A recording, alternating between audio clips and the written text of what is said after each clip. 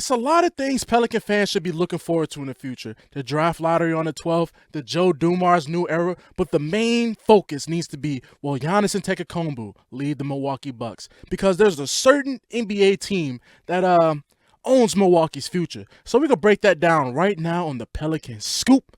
Cue my music.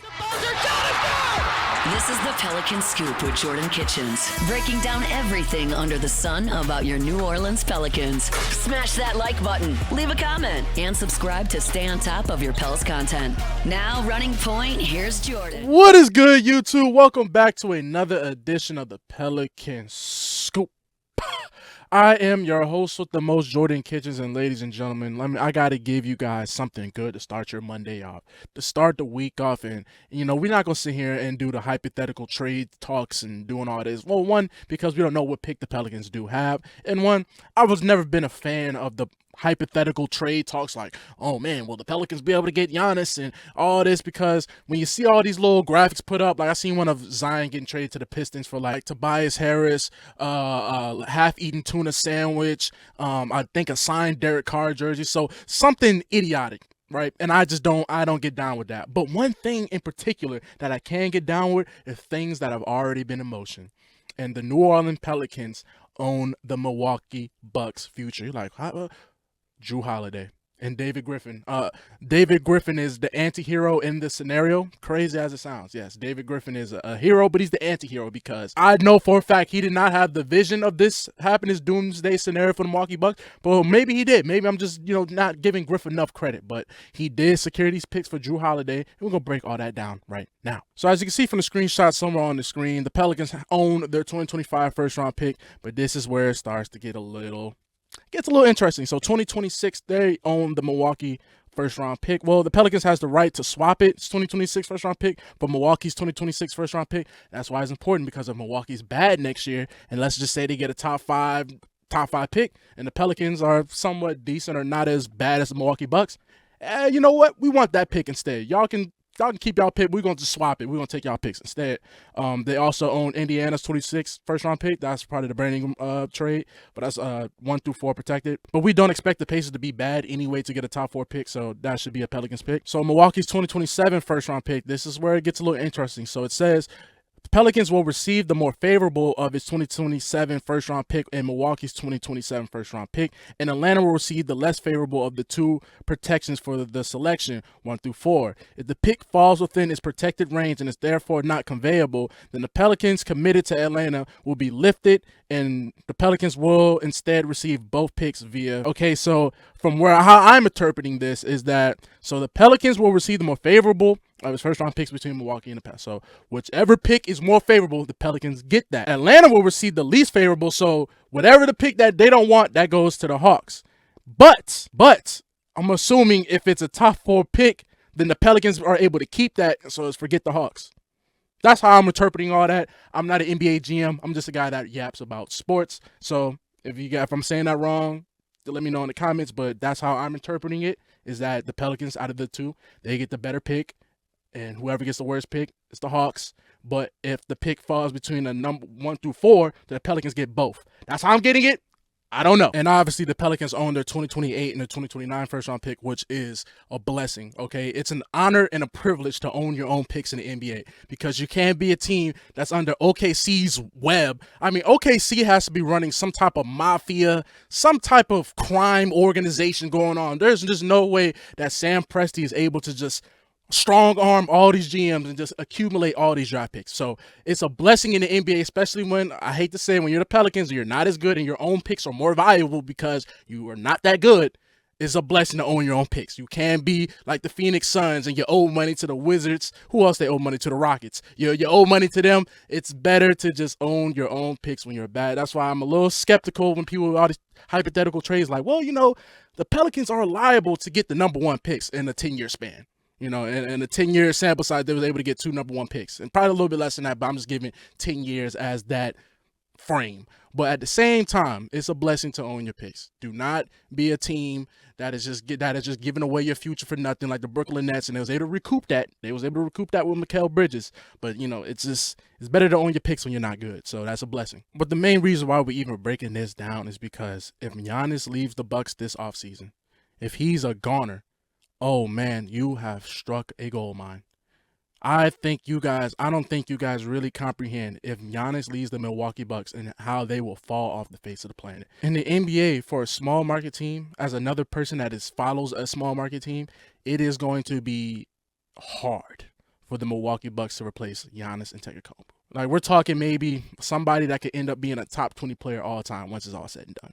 Once it's all said and done, if he gets another ring, maybe another MVP, whatever, when it's all said and done, we're talking about somebody that can have top 20.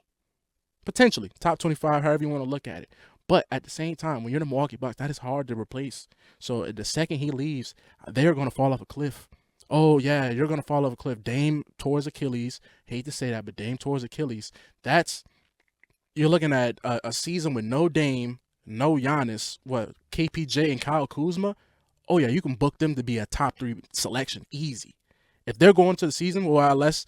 They're going to have to move Giannis because Giannis still is under contract. I'm not saying that Giannis can just, hey, I'm going free agent. No, Giannis still has 3 years left on his contract. He's not an unrestricted free agent until 2028, but I highly doubt he'll even make it to free agent to get to that point. So that's if he axes out. Yeah, they will get some type of return, but, you're still trying to replace Giannis in the East. So it's an easier conference. I'm not sitting there saying, Pelicans are going to try to trade for Giannis. I'm not in the game to do the hypothetical trade talks. I already said that. But if you move Giannis, the Bucks, they have to tear it down. They have to burn earth, scorch the earth, start replanting new trees and new little flowers and all that so they can try and sprout something new, because that means that era is over. But the way it's looking, it's going to be some dark days. And you're the team that owns what they have, what they need, what everybody else in the NBA wants. You have it.